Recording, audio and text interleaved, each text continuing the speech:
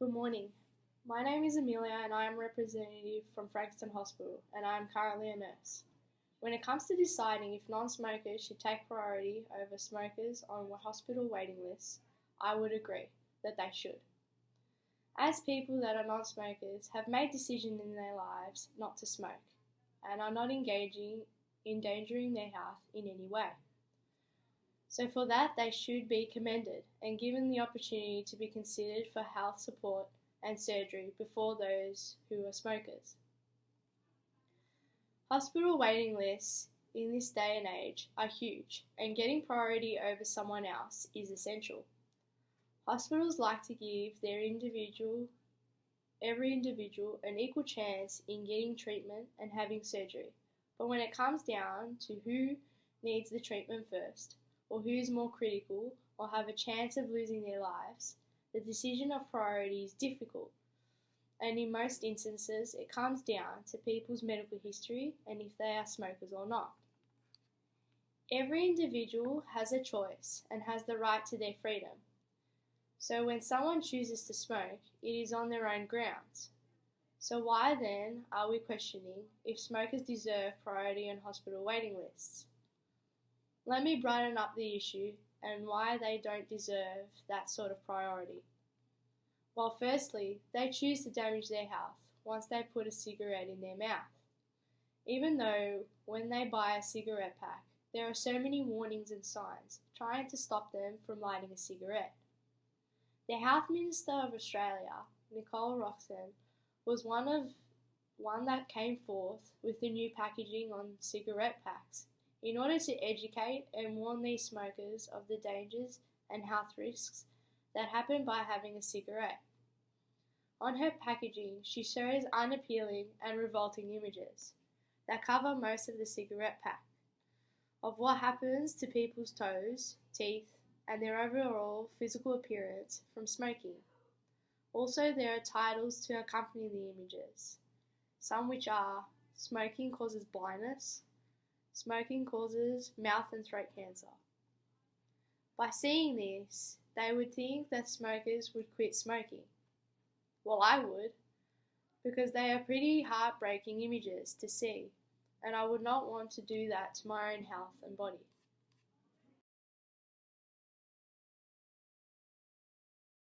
Good morning. My name is Natahlia and I am representing individuals who smoke and people who are disadvantaged who don't always get a chance to speak up. So as you probably guessed, I am against non-smokers being prioritised over smokers on waiting lists. I know, how can one be against this when the individual is choosing to cause harm to their own self? Well, really, it is quite simple. Have you heard about human rights? These so-called human rights are how every individual, including I, Emilia, and yourself, the right to live the best possible life we can. Article 3 states that everyone has the right to life, liberty, and security. One massive thing in this article, the right to life. Yes, that's right. Everyone, you, your family, friends, have the right to life. If help is needed, everyone deserves to get it when it is needed. The waiting list order shouldn't be changed. The world does not need multiple gods deciding whether or not the person should be helped first. Article 21 states that everyone has the right to equal access to public service in his country. Hospitals are public service, aren't they? They are for everyone. In Australia, our hospital system is a public service and they are operated through the state government with funds coming from both state and federal government. Due to it being a government service means that it is an upstream factor. However, the government may facilitate these facilities, but people like you and me hypothetically run and work in these facilities. No one should be prioritised over someone else.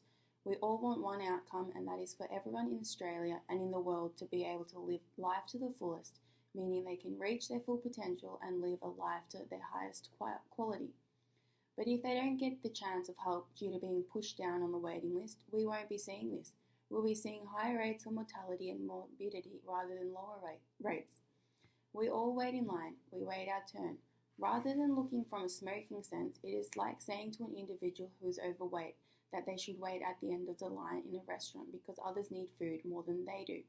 Well, this isn't the case either. Everyone deserves to be treated equally. If you get in line, you wait your turn in your position. and everyone around you does the same.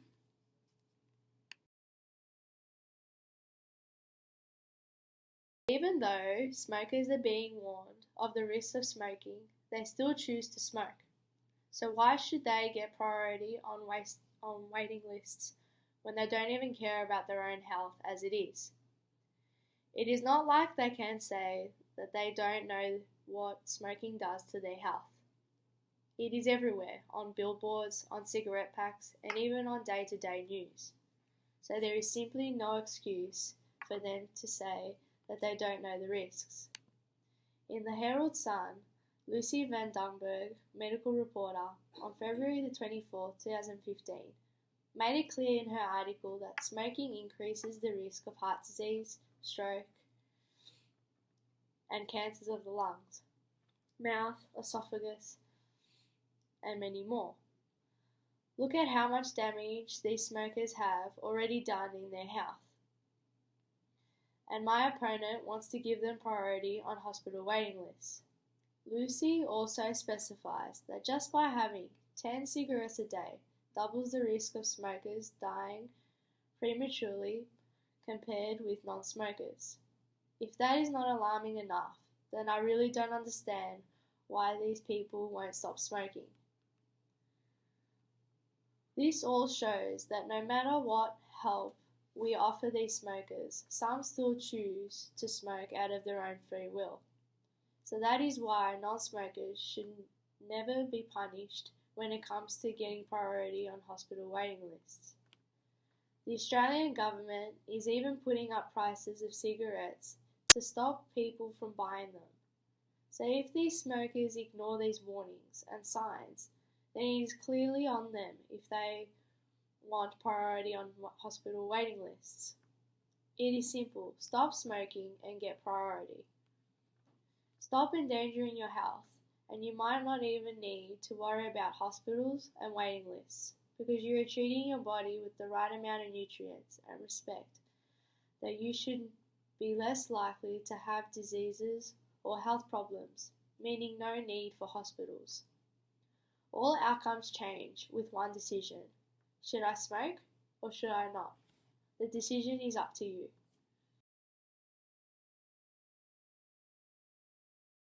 Now I move on to Article 26. Everyone has the right to education.